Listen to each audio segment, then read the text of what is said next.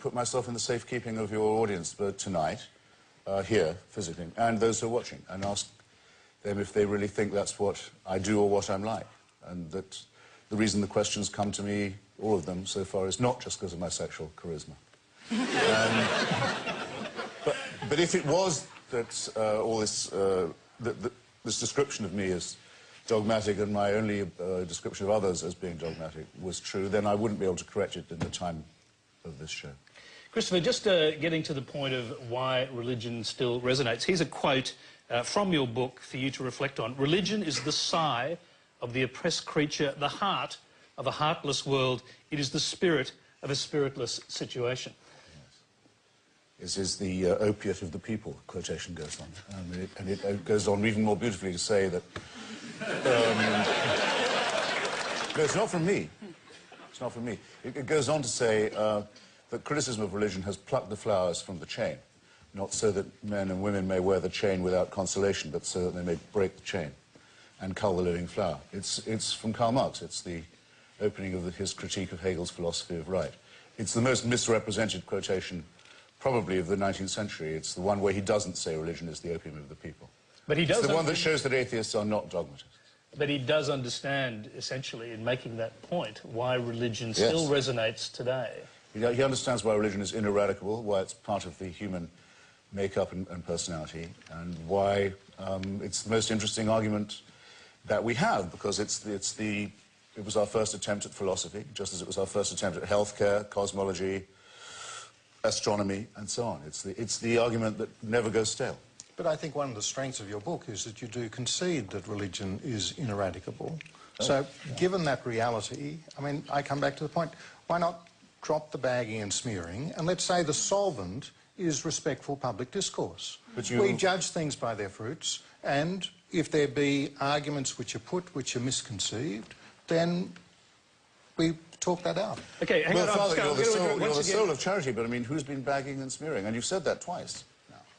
As if you're sitting there, our only protection against a wave of smearing and bashing. I thought that as long as we have a civil conversation, we don't have to keep on saying that that's what we're doing. Okay, in this civil conversation, we have an audience. We've got a gentleman up there with his hand up, and I'm going to come to you. This question's for Chris and for Waleed. Frank and Waleed.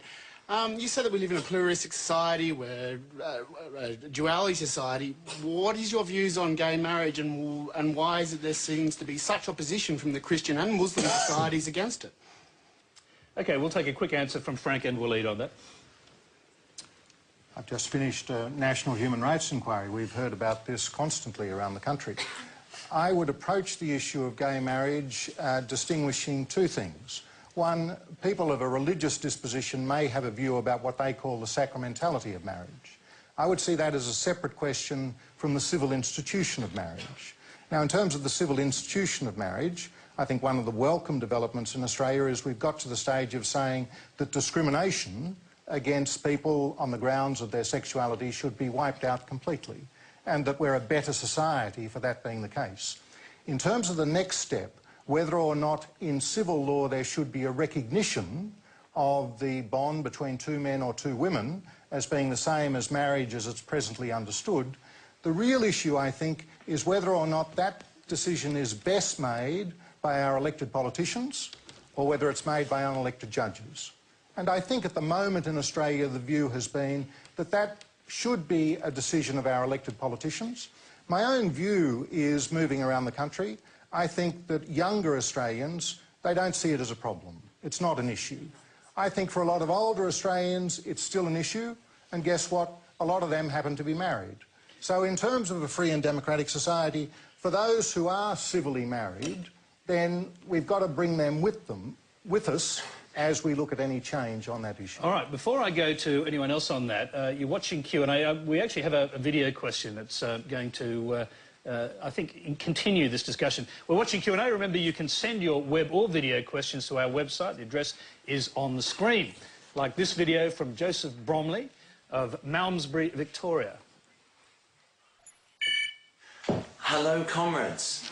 Can we ever hope to live in a truly secular society when the religious maintain their ability to affect political discourse and decision-making on issues such as voluntary euthanasia, same-sex unions, abortion and discrimination in employment. Christopher, this won't mean anything to you, but I was a bit distracted by that because he looks enormously like a young Malcolm Turnbull. I'll just repeat his question. I was thinking Sid Barrett, actually. Can we ever hope to live in a truly secular society when the religions maintain their ability to affect political discourse and decision-making on issues like voluntary euthanasia, same-sex marriage, abortion and discrimination in employment? Walid Ali. I frankly don't understand the question. Well, I do literally understand the question, but there are assumptions embedded within it that I think need to be examined. I actually think a secular society implies the ability of religious arguments to enter the discourse. The idea of secularism, the reason for it coming into existence, was to open the public discourse to a range of views, religious, irreligious, and otherwise. It's about the separation of church and state. That is, it's about removing the levers of government, the levers of power, from a religious institution like the church. That's a different thing from saying that arguments that have their grounding in some kind of religious commitment cannot be aired. That, to me, is actually an anti-secular position, because what it's doing is it's saying, here are the approved modes of discourse, here are the approved arguments. The idea of a secular society is to say, if you want to come from a socialist perspective, if you want to come from a Christian perspective, an Islamic perspective, a Hindu perspective, or some other perspective that as yet has not been conceived, fine, and we'll sort that out in the political process. I think to say, on euthanasia, religious people are not allowed to comment as religious people is ridiculous and anti-secular and anti-liberal. OK, Sally Warhart.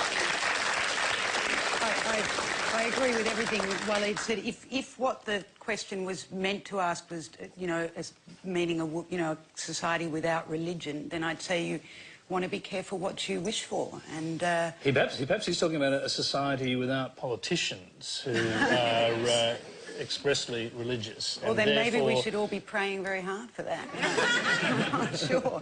But, you know, I mean, you imagine... Or voting very hard for it. That's right. I mean, what Walid said is absolutely true. Secularism, it means everybody can get involved, and it's, I mean, it's a great thing about a country like this.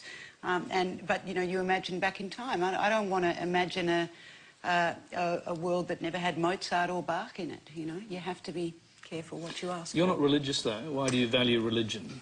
Because I think that I'm interested in what drives human beings, in what makes human beings human. And I think there is obviously, whether you're religious or not, there is something in human beings that that passions and faith override reason.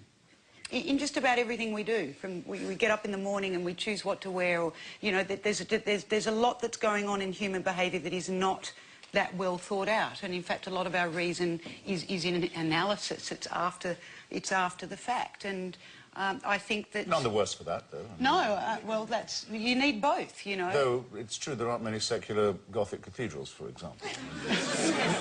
But Verdi could write a beautiful... What do you call the Kremlin? No, it's Verdi could write a very good requiem without actually being a believer, but I don't think that John Donne could have written his sacred poetry not thinking, I don't really believe any of this. I mean, it's quite clear that there's an instinct in all of us for the numinous and the transcendent, you might say. I think you can have it without the supernatural. In fact, I think you have to. Well, again, I couldn't agree more with, if I may call you one in. Well, that's what secular means. But in that case, I think it behooves the religious to say what they genuinely mean. Now, Frank just talked about homosexuality as if the Church had never condemned it as a mortal sin. Yes. Yes. I mean, it's extraordinary. I would not know that you were a member of the Society of Jesus, except that it was a very Jesuitical point you were making. And concealed your main one. And I'm sorry, Walid, it's the same. Islam says the same. You cannot be a good Muslim and publicly be homosexual. Why do